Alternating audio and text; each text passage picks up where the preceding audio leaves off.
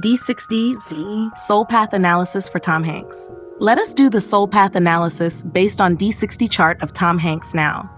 The sun placed in the second house, ruling the fourth house, and guided by the D60 deity, Chandra Muki, shaped Tom Hanks' soul expression through the power of soothing presence, emotional charisma, and dignified speech. The second house governs voice, personal values, and legacy, while the fourth house reflects emotional foundations and homeland. Chandra Muki, the moon-faced one, imbues charm, social warmth, and gentle empathy. The sun here suggests that Hanks's radiance lay not in flamboyant display, but in emotional authenticity. His voice, literal and symbolic, carried his nobility. He projected authority without aggression, warmth without ego. His legacy emerged from this poised, emotionally rooted authenticity.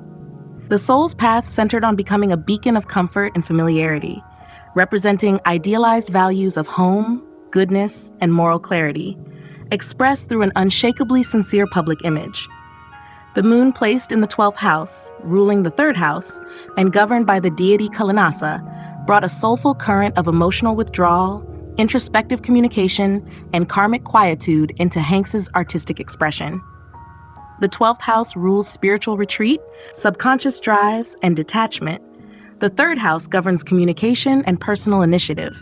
Kalinasa, the destroyer of discord, suggests a deep inner mission to dissolve karmic emotional tensions and transform suffering into peace.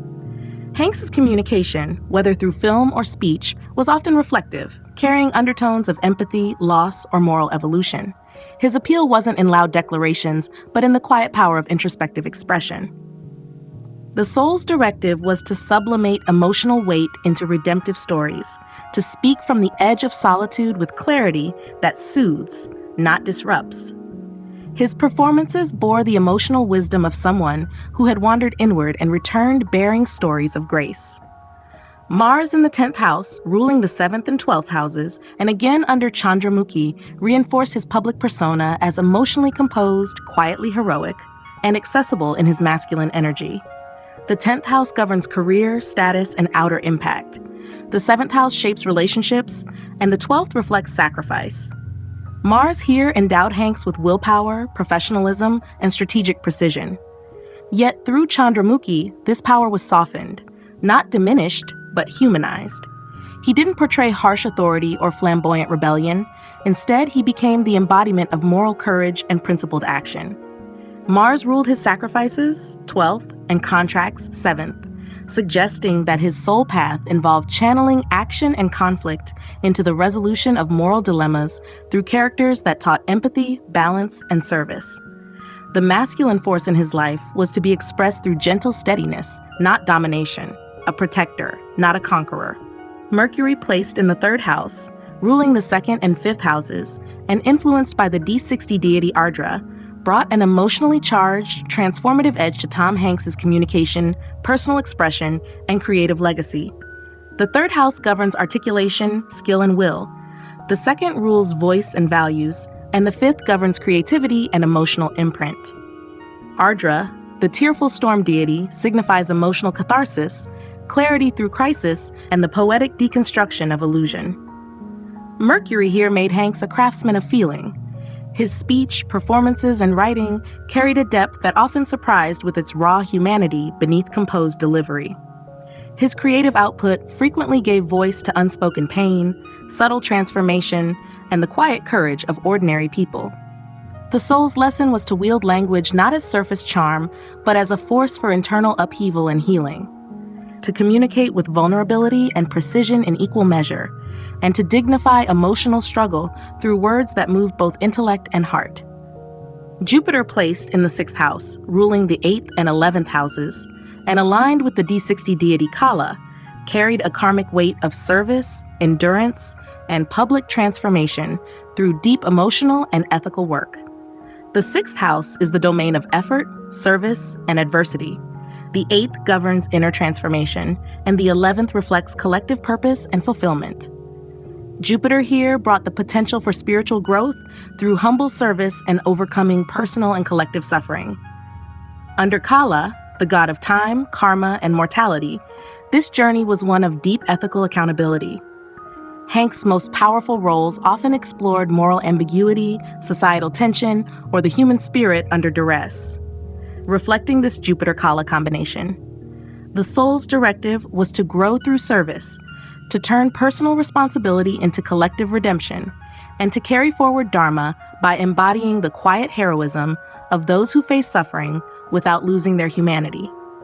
Venus, placed in the 12th house, ruling the 1st and 6th houses, and influenced by the D60 deity Gora, infused Tom Hanks's identity, emotional tone, and service path with deep karmic intensity, relational sacrifice, and redemptive vulnerability.